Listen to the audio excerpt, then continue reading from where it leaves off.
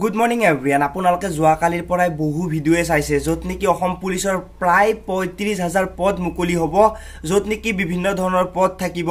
আজিৰ এই ভিডিঅটোত মানে যিখিনি মই চাইছো বা যিখিনি বিচাৰি ফেলে গম পাইছো সেইখিনি কথা মই আপোনালোকক কৈ দিম যে ক'ত কিমানটা পদ থাকিব পাৰে বা কিয় ইমান পদৰ দৰকাৰ হ'ব পাৰে সেই পদবোৰ সোনকালে হলে নিশ্চয় আমাৰ বহুত বেছি ভাল লাগিব যেহেতু বহুত দিন অপেক্ষা কৰিছো প্ৰায় ৬০০০তকৈ অধিক পদ ওলাইছিল ৩ বছৰ আগতে আজিলৈকে ৰিক্ৰুটমেন্টটো নহল সেইখিনি পদৰ আগতে হ'ব লাগে যেহেতু বহুত দিন অপেক্ষা কৰিছো বহুত দিন কষ্ট হৈছে লৰা ছোৱালীখিনিৰ সেইখিনি পদৰ আগতে নিযুক্তি হ'ব লাগে তাৰ পিছত যিমান নতুন পদ ওলাই সেইবোৰৰ নিযুক্তিকৰণৰ বাবে সোনকালে চেষ্টা কৰিব লাগে এতিয়া কথাটো হ'ল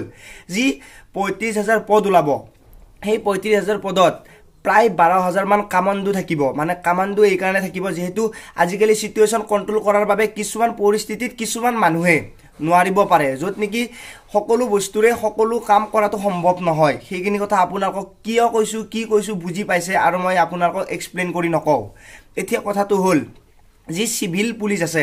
এই সিভিল পুলিশ প্ৰায় ২৩,০০০ মান ৰিক্ৰুটমেন্ট হোৱাৰ চান্স আছে মানে ২৩,০০০ মান পদ খালি হোৱাৰ চান্স আছে আৰু এই ২৩,০০০ মান কিয় চান্স আছে মই কৈ দিও যি আমাৰ অসমৰ পপুলেশন সেই পপুলেশনক কন্ট্ৰোল কৰাৰ বাবে ধৰি লৈছো ১০ জন মানুহৰ মাজত এজন পুলিচে কন্ট্ৰোল কৰিব নোৱাৰিব পাৰে দুজন পুলিচ লাগে বা কেনেকুৱা পুলিচৰ কষ্ট বহুত হয়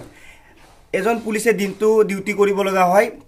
তেও ঘৰত কেতিয়া বিপদ হলো যাব নোৱাৰে কেতিয়াবা কামত যাব নোৱাৰে কেতিয়াবা ঘৰত যদি কিবা হকম থাকে তেতেও যাব নোৱাৰে সেই কাৰণে পুলিচৰ ডিউটিবোৰ অলপ কমাই মানুহ বঢ়াই দিয়াৰ চান্স আছে মানে মানুহ বঢ়াৰ বাবে তেওঁলোকে যুজা চলাইছে সেই কাৰণে পুলিচত চাকৰিটো অলপ বেছি হোৱাৰ চান্স আছে ধৰি লৈছো অসমৰ পপুলেশন মই ২ লাখ বুলি ধৰি লৈছো কাৰণ বহুতে কমেন্ট কৰিব যে ২ লাখ নেকি এনেকৈ ক'ব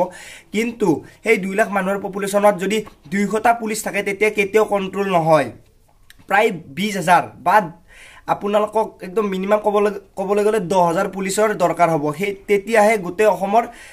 মানুহখিনি বা গোটেই সমাজখন কন্ট্ৰোল হৈ থাকিব সেই কাৰণে প্ৰায় ২৩,০০০ মান সিভিলিয়ান পুলিচ লোৱাৰ চান্স আছে আৰু সেইখিনিৰ ভিতৰত ২,০০০ মান এসআই পদ খালি হোৱাৰ চান্স আছে যদি আপোনালোকে হিমন্ত বিশ্ব শৰ্মা ডাঙৰীয়াৰ যিখিনি কথা মিটিংখনত কৈছিলে সেইখিনি কথা শুনিছে তেনেহলে গম পাব ২,০০০ মান এসআই পদ খালি হৈ আছে যত নেকি এসআই ৰিক্ৰুটমেন্ট হোৱাৰ চান্স আছে নতুনকৈ এসআই পদ ওলাব বা